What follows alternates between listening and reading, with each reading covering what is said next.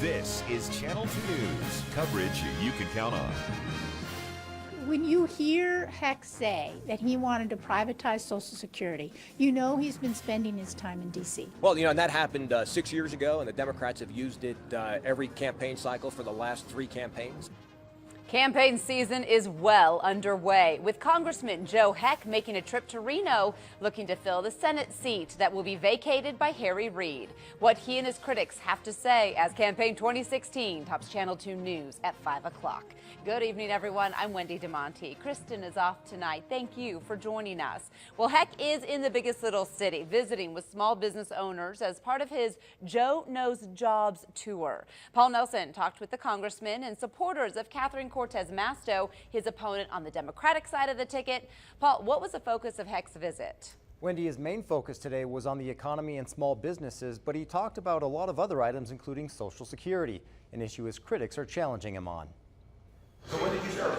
Joe Heck chatted with veterans and others during his campaign stop at the depot in downtown Reno. The congressman also took a tour of the brewery and distillery. It's a great location. Came in, talked to the owner, talked about the 55 people that they've put on the payroll since they've opened. That's new jobs in Reno. The 3-term representative from Clark County is facing off against former Nevada Attorney General Catherine Cortez Masto. When you're a statewide officer, right, that you're on the ground dealing with people's issues every day, Catherine's the kind of person who would take personal phone calls. One issue in particular is Social Security. Marshall specifically attacked Heck's history on the program. Congressman Heck has come out publicly and said Social Security doesn't work.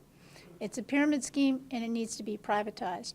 Heck says the system will not have adequate funding within 15 to 20 years and that the government needs to fix it, possibly by changing the retirement age to 69 by increasing it 1 month per year for the next 24 years. Our goal is to make sure that we protect Social Security for current beneficiaries and near-term retirees while preserving it for future generations. The congressman says he has plenty of experience to become Nevada's next senator, focusing on education, healthcare, national defense, and the economy.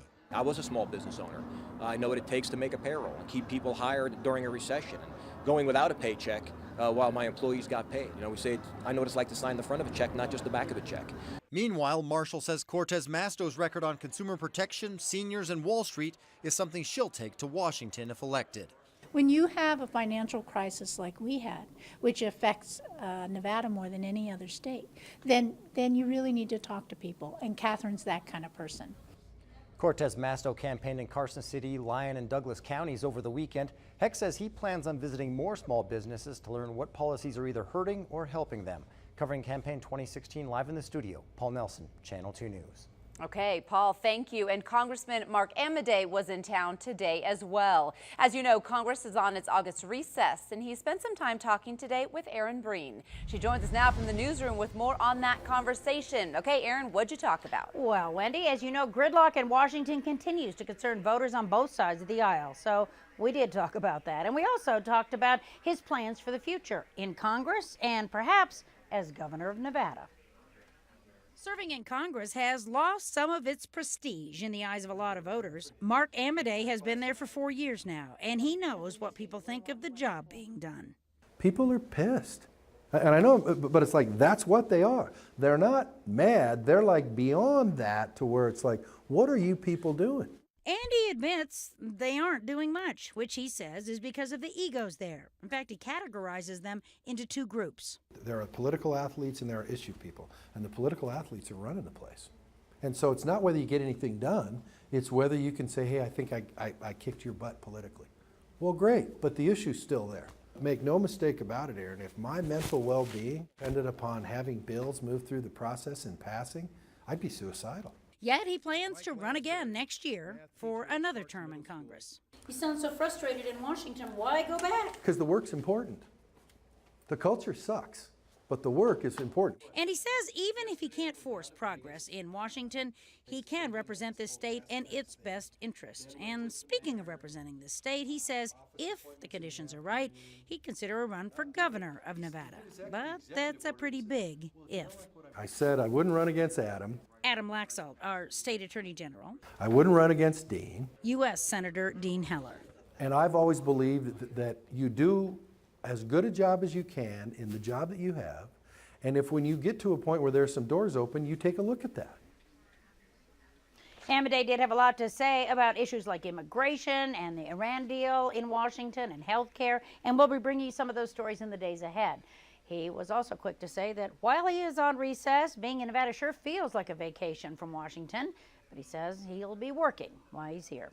Covering campaign 2016, Aaron Breen, Channel 2 News. Yeah, always working. Okay, Aaron, thank you. And plenty of GOP presidential candidates will be traveling to northern Nevada this week. Former Florida Governor Jeb Bush will make another campaign stop in the biggest little city tomorrow. He'll be holding a rally at the Hyatt Place across from the airport on Plum Lane starting at noon. The public is invited. Admission is free. Now, to register, we have a link on our website, and if you can't make it, we'll be streaming the event online. Well, Senator Ted Cruz will be holding a meet and greet at the club at Arrow Creek. It'll be Saturday from 4:30 to 6 p.m. To RSVP, email Robert Utoven at the address on your screen. Senator Cruz will also be attending a Basque Fry in Gardnerville Saturday, along with candidates Carly Fiorina, Dr. Ben Carson, George Pataki, and Governor Scott Walker. Well, a new poll today finds Donald Trump out in front of the Republican field in Iowa, the state with the first primary next year. According to the new Suffolk University poll, Trump leads the GOP presidential contenders with 16% in Iowa. Trump remains the top seed in the Republican lineup, according to a new Reuters national poll with twice as many supporters as his closest competitor, Jeb Bush. The latest Iowa poll also shows businesswoman Carly Fiorina has surged to 6th place in the crowded Republican field. And with more than a year left before the general election, please stay with Channel 2 News for Campaign 2016 continuing coverage.